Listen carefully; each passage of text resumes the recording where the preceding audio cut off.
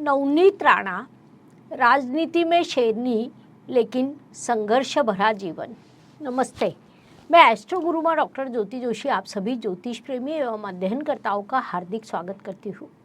इस चैनल के माध्यम से हम आपको सिर्फ और सिर्फ यह बताने की कोशिश करते हैं कि देश, राज्य और स्थानीय स्तर पर राजनीतिक एवं सार्वजनिक जीवन में काम करने वाले माननीय व्यक्तियों की पहचान जन्म कुंडली के आधार पर करते हैं, क्योंकि पत्रिका के माध्यम से ऐसे व्यक्तियों की सफलता और असफलता दिखाई देती है। ये जानने के लिए उनके जन्म पत्रिका अध्ययन करना आवश्यक है। आज हम ऐसे ही एक पत्रिका का अध्ययन करने वाले हैं। हमारा चैनल और मैं स्वयं किसी भी राजनीतिक पक्ष या व्यक्ति के लिए काम नहीं करते हैं। पत्रिका जो कहती है ये मैं केवल विस्तार से आपके सामने रखती हूँ।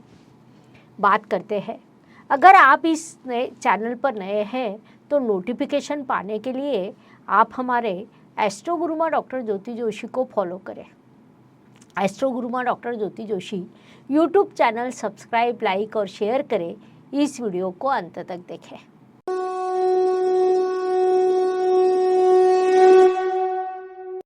आज हम जिस पत्रिका का विश्लेषण करने वाले हैं वह राजनीति में शेरनी है, जिन्होंने अपने करियर की शुरुआत अभिनेत्री के रूप में की थी। उन्होंने विधायक रवि राणा जी से शादी की और उसके बाद खुद राजनीति में कदम रखकर असफलता या संघर्ष का डटकर सामना करते हुए यशस्वी सांसद बनी।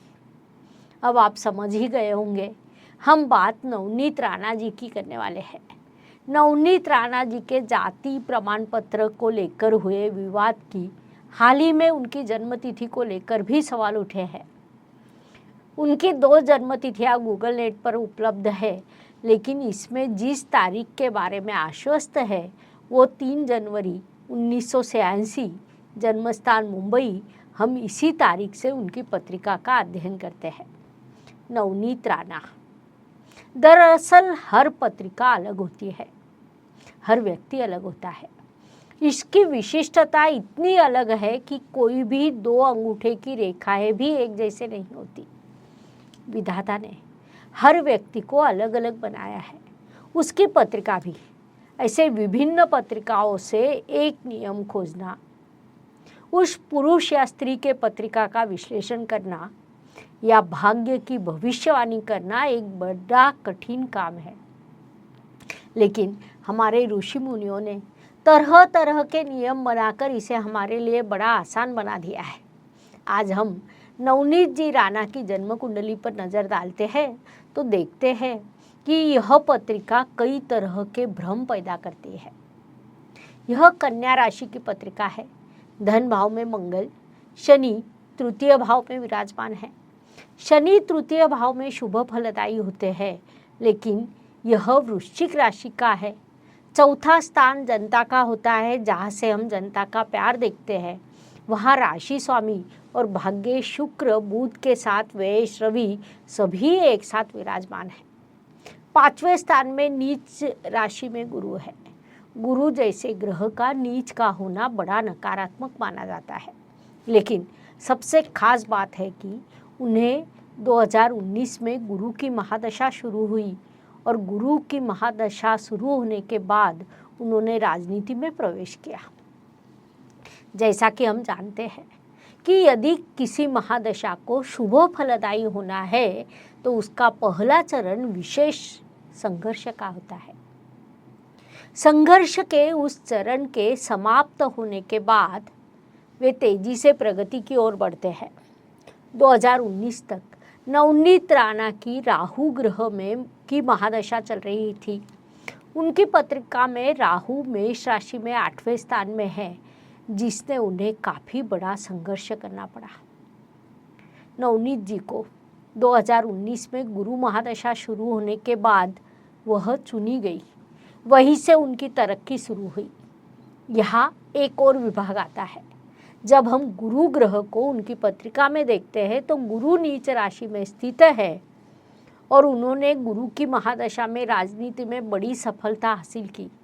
तो यह वास्तव में कैसे हुआ? तो इस गुरु पर मंगल और शनि दोनों ग्रहों की दृष्टि है। गुरु मकर राशि में, वहाँ मकर राशि के स्वामी शनि की दृष्टि है। मकर राशि में उच्च होने वाले मंगल ग्रह की भी गुरु पर दृष्टि है। इस वजह से गुरु का नीच भंग राजयोग हुआ है। सबसे महत्वपूर्ण बात है कि नवमांश कुंडली में शनि उच्ची का तुला राशि में स्थित है। इस वजह से उनकी ताकत भी बढ़ गई है। कुंडली में राशि स्वामी और भाग्येश यानी शुक्र और बुध चतुर्थ स्थान में युति योग में है। चौथे स्थान से हम जनता का सहयोग देखते हैं। वहाँ रवि राजयोग देने वाला ग्रह भी है। इसी कारण उनमें मंगल ग्रह जैसा साहस है, शनि ग्रह जैसा संयम है, शुक्र जैसा सौंदर्य और बुध का वक्तव्य है।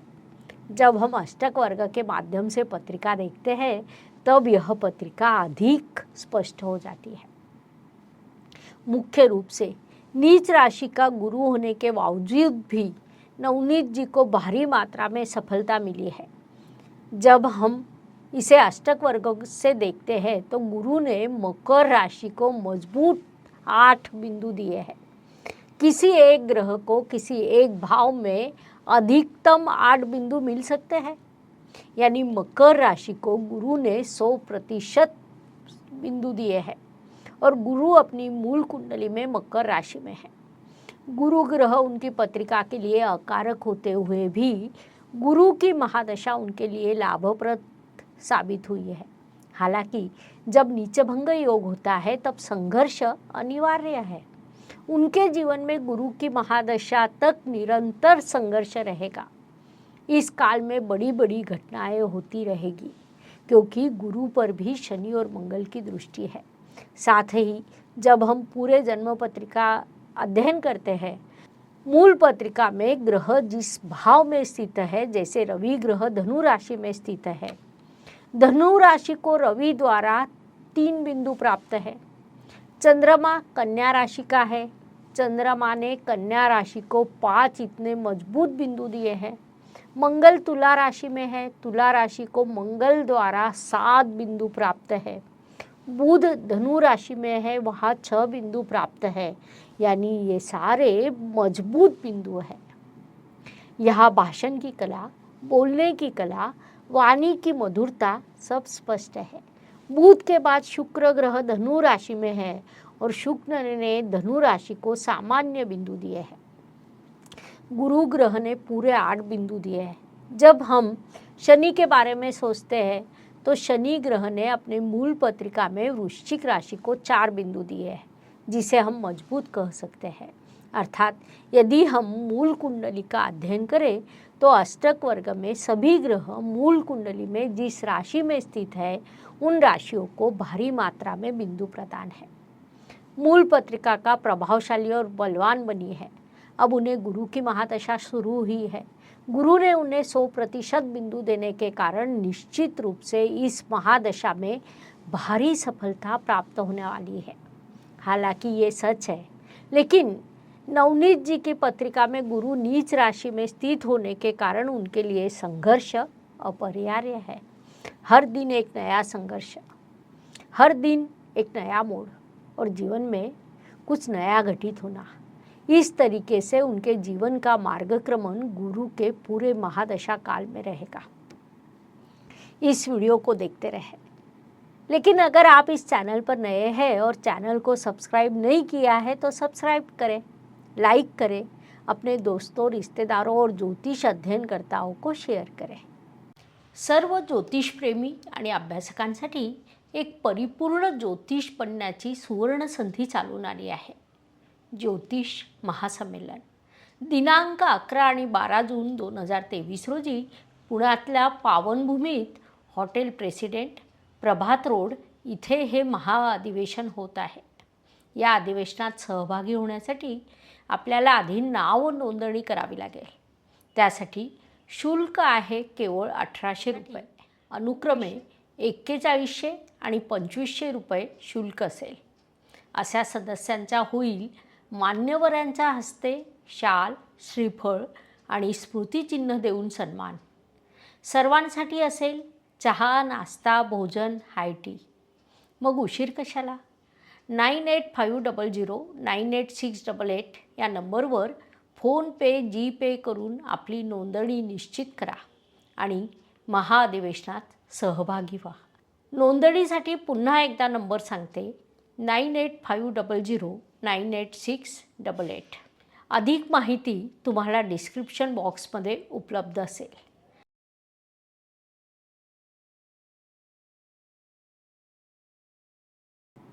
आज हम नवनीत जी राणा की पत्रिका का अध्ययन 2024 में होने वाले चुनाव को ध्यान में रखकर करने वाले हैं.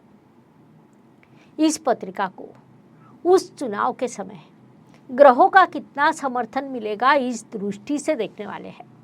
सबसे पहले ग्रहों के राजा रवि 1 मई 2024 को मेष राशि में अपनी यात्रा उनकी शुरू रहेगी. यहाँ नवनीत जी राणा की कुंडली में केवल 2 बिंदु मिले हैं, यानी रवि का सहयोग नहीं मिलेगा. हालांकि अगर चुनाव 15 मई के बाद होते हैं तो रवि का गोचर वृषभ राशि से शुरू होगा और वृषभ राशि में रवि ग्रह ने 6 मजबूत बिंदु दिए हैं. यानी 15 मई के बाद अगर चुनाव होता है तो उन्हें रवि ग्रह का पूरा सहयोग मिलेगा. रवि के बाद आता है चंद्रमा. चंद्रमा के बारे में चुनाव की तारीखों की घोषणा के बाद हम सोचेंगे. नवनीत जी की मूल पत्रिका में चंद्रमा ने मजबूत बिंदु दिए हैं, ये हमने देखा है. चंद्रमा के बाद अगला ग्रह मंगल है. मंगल ग्रह का गोचर मई 2024 में मीन राशि में शुरू होगा. वहाँ भी ज़्यादा बिंदु नहीं मिले हैं, इसीलिए चुनावी दौर में उन्हें मंगल का साथ मिलने की संभावना कम है, क्योंकि मंगल से 1 बिंदु प्राप्त है. इसका मतलब है कि उनके लिए काम करने वाले कर्मचारियों और बैक ऑफिस में काम करने वाले सहयोगियों से ज़्यादा समर्थन नहीं मिलेगा. इसके बाद बुध आता है. जब हम बुध के बारे में सोचते हैं तो बुध मीन राशि में गोचर करने वाला है और मीन राशि में केवल 2 बिंदु है. लेकिन बुध 1 जून के आसपास गोचर करेगा और उसके बाद अगर चुनाव होते हैं तो उन्हें मेष राशि में बुध द्वारा 6 बिंदु प्राप्त है. यानी देर से चुनाव होना नवनीत जी राणा के लिए रवि और बुध इन 2 ग्रहों के लिहाज से अहम रहने वाला है. लेकिन उनके लिए महादशा अब गुरु की है और गुरु का गोचर उनके लिए महत्वपूर्ण है. गुरु को देखें तो चुनाव काल में गुरु वृषभ राशि में भ्रमण करेंगे और वहाँ उसे सामान्य 4 बिंदु मिले हैं, यानी गुरु से सहयोग मिलेगा. लेकिन मूल पत्रिका में 8 बिंदु और वृषभ राशि में केवल 4 बिंदु है, तो वे कम बिंदु मिले हैं. यहाँ भी नकारात्मक भाव बना है. ज्योतिष का अध्ययन तथा शास्त्र की शास्त्रीय तरीके से पढ़ाई करने के लिए मेरी 2 किताबें प्रकाशित हो चुकी है, उनका अवश्य लाभ लीजिए. शुक्र के बारे में सोचते हैं तो मई के महीने में शुक्र मेष राशि में गोचर करने वाले और वहाँ 4 बिंदु प्राप्त है. यानी उन्हें महिला वर्ग, समाज के अन्य वर्गों से, यहाँ तक कि विदेशों से भी हर तरह का सहयोग मिल सकता है. शुक्र के बाद अगला महत्वपूर्ण ग्रह शनि है, जिनका गोचर कुंभ राशि से शुरू है. शनि यानी आम जनता, और उन्हें यहाँ कुछ खास समर्थन मिलता नहीं दिखाई देता है. कुल मिलाकर मूल पत्रिका मजबूत है, लेकिन चुनाव के लिहाज से देखा जाए तो ज़्यादा सहयोग मिलता नहीं दिखाई देता. लेकिन इस पत्रिका की एक विशेषता को 100% कहा जा सकता है. जून 2025 के बाद यह पत्रिका अचानक नया मोड़ लेगी और उसके बाद इस पत्रिका की काफ़ी तरक्की हो जाएगी. इस पत्रिका को कभी भी शांति मिलना संभव नहीं, क्योंकि उन्हें गुरु की महादशा 2035 तक है.